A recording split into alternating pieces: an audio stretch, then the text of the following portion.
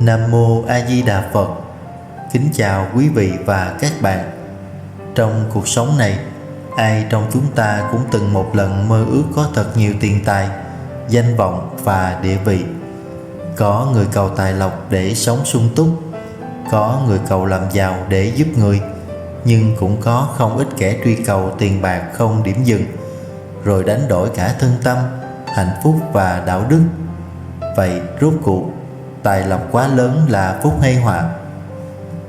Đức Phật từng dạy rằng của cải thế gian chỉ là phương tiện, không phải cứu cánh.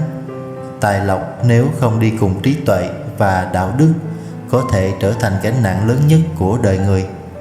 Bài viết hôm nay sẽ cùng quý vị đi sâu vào giáo lý nhà Phật để hiểu rõ hơn tài lộc quá lớn là phúc hay họa, và làm sao để sống giữa vật chất mà tâm vẫn an, trí vẫn sáng.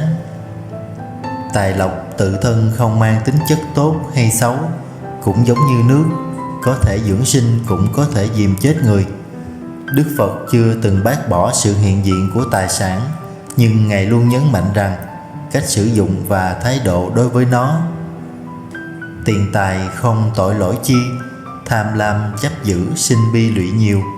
Giàu sang chẳng khiến lòng kêu, biết tu nhân thiện phúc đều tự sinh. Có nhiều người giàu mà sống lương thiện, giúp người, cúng dường tam bảo, nuôi cha mẹ, tạo công ăn việc làm cho bao người nghèo. Đó là phúc. Nhưng cũng có người tài lộc dồi dào, nhưng tâm kiêu ngạo, mê đắm hưởng thụ, lấn át lương tri. Đó là họa. Trong Kinh Tăng Chi Bộ, Đức Phật nói về 4 loại tài sản.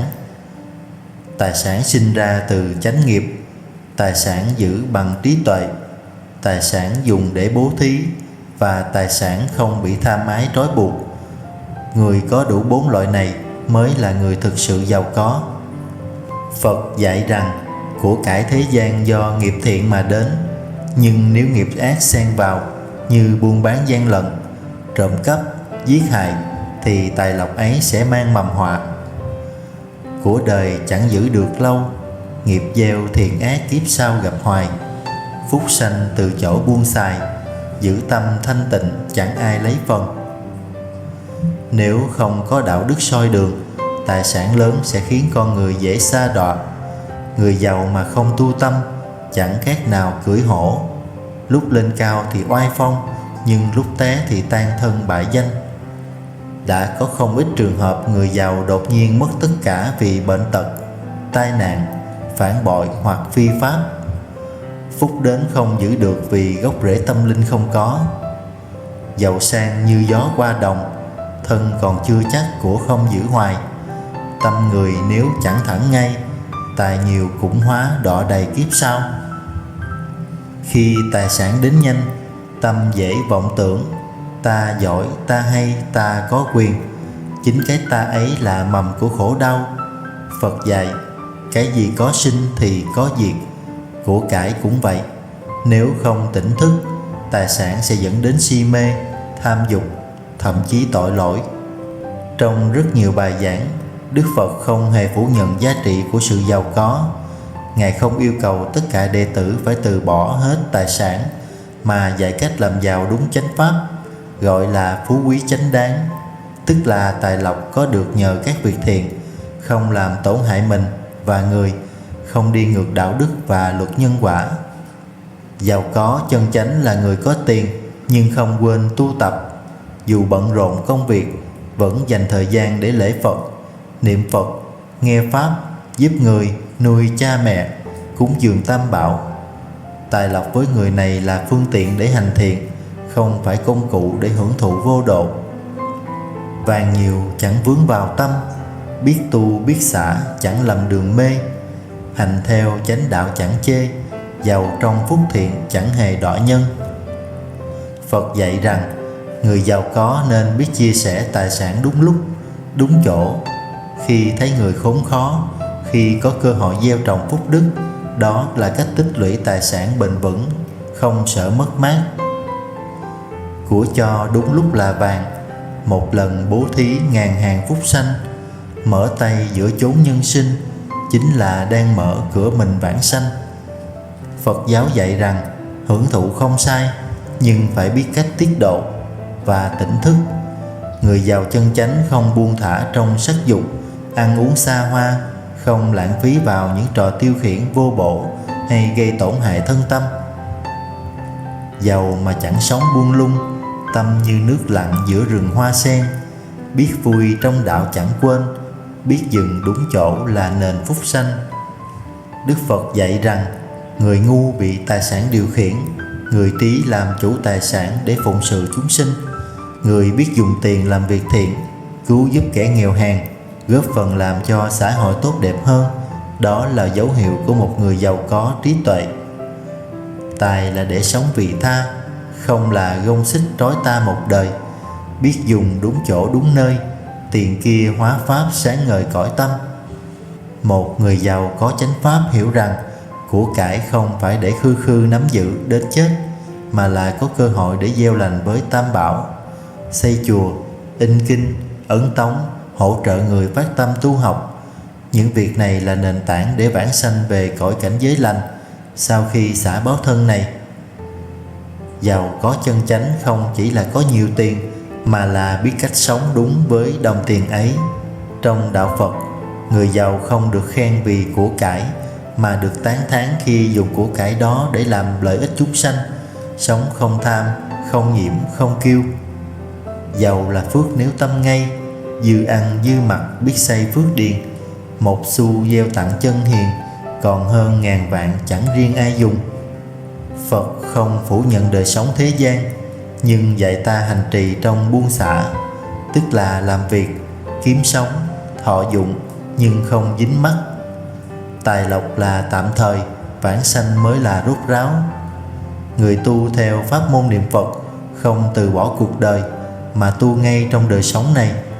Dù tài lộc đến nhiều, nhưng tâm không động, miệng vẫn hàng ngày niệm Phật Nam Mô A Di Đà Phật, lòng vẫn từ bi, thì tài sản ấy là phúc sinh từ đạo.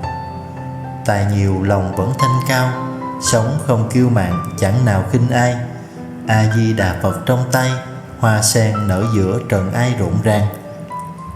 Trong pháp môn tịnh độ, tài lộc không bị xem là xấu, nhưng không phải mục tiêu tối thượng.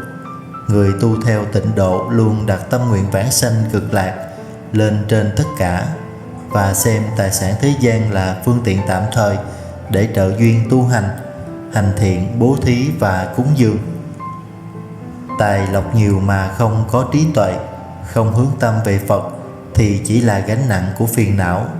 Nhưng tài lộc biết sử dụng để nuôi cha mẹ, giúp người nghèo, hỗ trợ Tam Bảo, hoàng dương Phật Pháp, thì lại trở thành phước đức lớn lao, trợ lực cho sự vãng sanh về Tây Phương Cực Lạc. Tiền tài như sóng nước trôi, dùng vào việc thiện sáng soi cõi lòng. Nếu đem trợ đạo làm công, hóa thành sen ngát giữa dòng tử sinh. Với hành giả tịnh độ, tài lộc là duyên, không phải là chấp.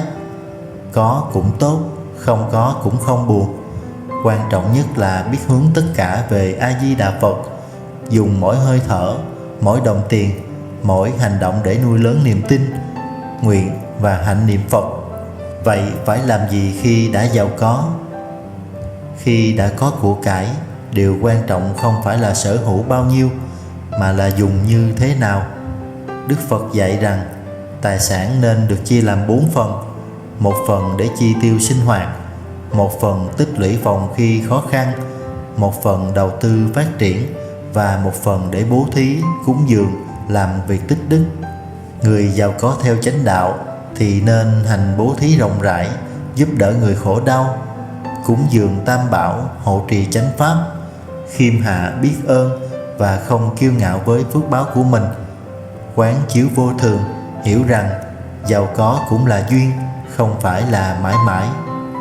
Giàu sang chẳng phải riêng ta, biết chia phước báo mới là chánh tâm. Vàng son nếu giữ âm thầm, cũng như ánh chớp giữa tầm mù khơi. Sự giàu có khi kết hợp với trí tuệ và lòng từ bi sẽ trở thành tài sản vĩnh cửu, không chỉ trong kiếp này mà còn phước duyên cho đời sau và trợ lực mạnh mẽ cho hành trì vãng sanh tịnh độ. Tài lộc quá lớn là phúc, nếu ta có trí tuệ và có tâm, nhưng sẽ là họa nếu ta chỉ biết giữ mà không biết buông, chỉ biết hưởng thụ mà không biết san sẻ, chỉ biết lợi mình mà quên lợi người. Thưa quý vị và các bạn, tài lộc dù lớn hay nhỏ không quyết định hạnh phúc hay đau khổ. Chính tâm người mới là gốc rễ của phúc hay họa. Phật dạy chúng ta sống giữa cuộc đời, nhưng không bị cuộc đời lôi kéo. Biết đủ là giàu, biết cho là thánh, biết niệm Phật là con đường giải thoát. Tài nhiều hay ít cũng không, quan trọng tâm thức thông dong giữa đời. Một câu Phật hiệu sáng ngời, mở ra tịnh độ giữa nơi hồng trần. Nguyện cho tất cả chúng ta dù giàu hay nghèo cũng giữ được tâm từ bi, trí tuệ, niệm Phật không lùi bước, và biến tài sản của mình có thành ruộng phước cho muôn loài. Nam Mô A Di Đà Phật. Con nguyện đem công đức này trang nghiêm Phật tịnh độ, trên đền 4 ơn nặng, dưới cứu khổ tam độ. Nếu có ai thấy nghe, đều phát tâm Bồ Đề, hết một báo thân này, đồng sanh cực lạc quốc. Nam Mô Tây Phương Cực Lạc Thế Giới Đại Từ Đại Bi. A Di Đà Phật.